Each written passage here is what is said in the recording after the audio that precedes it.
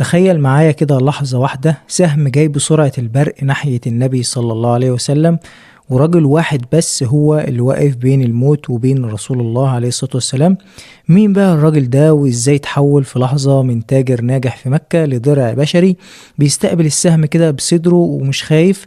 النهاردة هنحكي قصة طلحة ابن عبيد الله، واحد من أغنى شباب قريش واللي التاريخ لقبه بالشهيد الحي. طلحة كان شاب ذكي تاجر شاطر بيسافر الشام ويبيع ويشتري.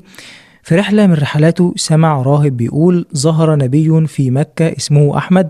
تخيل الصدمة، يرجع مكة يلاقي فعلا النبي عليه الصلاة والسلام بدأ الدعوة، يروح مباشرة لأبو بكر الصديق، وأبو بكر الصديق ما يترددش لحظة ياخده للنبي. في اللحظة دي طلحة ما فصلش كتير، آمن فورا. كان من أوائل الثمانية اللي دخلوا الإسلام في وقت كان الإسلام فيه فكرة خطيرة جدا وتهديد اقتصادي لقريش ونفوذهم. قريش ما سكتتش، اتربط هو وابو بكر في حبل واحد وتسموا القرينين، ضرب وتعذيب وضغط نفسي وترهيب. بس تخيل شاب غني حياته مستقرة ممكن يتراجع وينجو، لكن اختار طريق أصعب بكتير.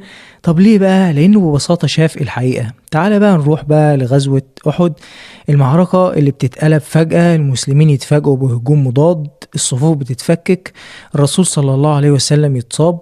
هنا اللحظة الفارقة، سهام بتيجي من كل اتجاه. طلحة يقرر يعمل حاجة أقرب للمستحيل، يقف قدام النبي عليه الصلاة والسلام جسمه درع وإيده درع وكتفه درع، ويتصاب بأكتر من 70 جرحا، أصابعه تتشل وسهم يخترق جسمه، لدرجة إن النبي عليه الصلاة والسلام يقول عنه: من أحب أن ينظر إلى شهيد يمشي على الأرض فلينظر إلى طلحة. تخيل اللقب ده، يعني شهيد ماشي على الأرض، كأنك بتشوف حد دافع الثمن كامل بس ربنا مدله في العمر. تعال بقى نروح للاقتصاد. طلحة ما كانش بس بطل معركة، كان رجل أعمال من الطراز الأول. ثروته كانت ضخمة جدا لدرجة إن أرباح أرضه في العراق كانت بتوصل يوميا لمبالغ كبيرة جدا بالنسبة لزمانهم طبعا. لكن الفكرة مش في الفلوس، الفكرة في اللي عمله بالفلوس. كان كريم جدا بصورة استثنائية. في مرة وزع مئات الآلاف من الدراهم في يوم واحد، كان بيعتبر الفلوس وسيلة مش هدف، كأن المال كده عنده زي المية في إيده يمشيها في اتجاه العطشانين. وده مش رقم أنا بخترعه، دي روايات تاريخية موثقة عن سخائه، ولو حللناها بعين اقتصاد حديثة هنلاقيه إنه كان بيطبق مفهوم إعادة توزيع الثروات بشكل عملي جدا من غير نظريات بقى ولا مؤامرات. تعال بقى نروح للفتنة الكبرى.